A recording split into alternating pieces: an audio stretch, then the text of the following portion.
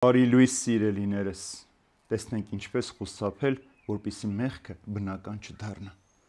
Կուզենայի ձեզ հիշեցնել, թեև դուք այդ բոլորը գիտեք, որ Աստված նախ իր ժողովրդին փրկեց Եգիպտոսից, իսկ ապա կորստյան մատնեց անհավատներին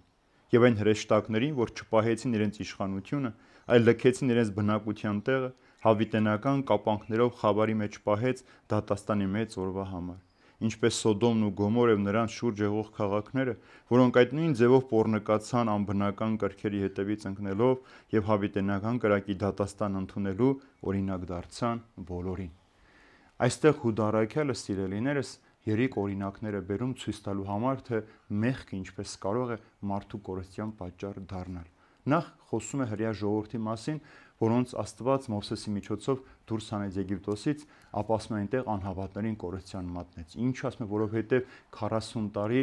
զզվեց լսել այդ մարդկանց տրտունջներն ու դժգոհությունները, նրանք 40 տարի անապատում ապստամբեցին անհնազանդությամբ եւ իրենց անհավատության պատճառով չմտան ավետյաց երկիր։ Նույնը նաև մեր կյանքի մեջ է։ Մենք Քրիստոսի արյամբ գնվեցինք մեղքի ծառայությունից, մեղքի իշխանության տակից դուրս հանվեցինք, բայց մենք մեր խոսքերով, մեր գործերով, մեր կենցաղավարությամբ զզվացք պատճառեցինք եւ անհնազանդության ու անհավատության մեջ հայտնվեցինք, որով զրկվեցինք հավիտենական կյանքից։ Երկրորդ այստեղ խոսում է հրեշտակների մասին։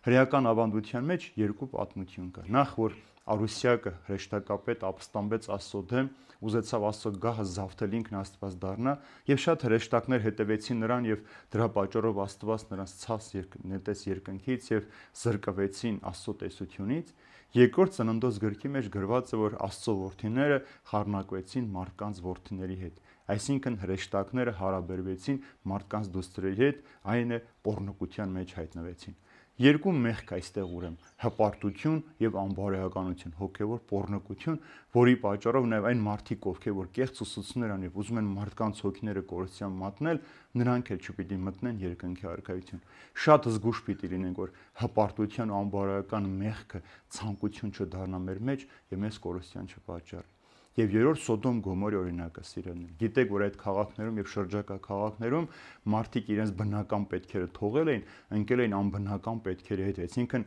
տղամարդը տղամարդու հետ էր հարաբերվում կինը կնոջ հետ եւ ուզում էր այս մեղքը ներկայացնեն բնական։ Աստված ամեն ինչ ստեղծել է լավ ու գեղեցիկ, ուրեմն չի կարող մեղքը բնական լինել մարդու կյանքի մեջ կամ Աստծո ստեղծագործության մեջ։ Դա սատանայի սա ցանած սերմերն են, որ մարդը վերցրել մեջ աճեցրել է եւ դրանով ապրել է։ Սոդոմ Գոմորի մեղքը ավելի թեթև պիտի լինի, քան մեր այդ սիրելիներ։ Ինչու՞, որովհետեւ Սոդոմ Գոմորը իրենց աչքի առջև չունեն, թե ինչ պատիժ է սպասում այդպիսի մեղքի համար, բայց այսօրվա աշխարհը Սոդոմ Գոմորի պատիժը ունի, գիտի եւ շարունակում այս մեղքը ապրել եւ այդ մեղքը իբրև բնական ներկայացնել մեր կյանքի մեջ։ Ուրեմն տեսեք, երեք այս կարևոր օրինակներով ցույց է տալիս առաքյալը, որ մարդը, երբ որ ուզեց, որ մեղքը բնական դառնա եւ ինքը այդ մեղքի կյանքով ապրի, ինքը պիտի զրկվի հավիտենական կյանքից եւ երկինքը փակ պիտի լինի այդպիսի մարդկանց համար։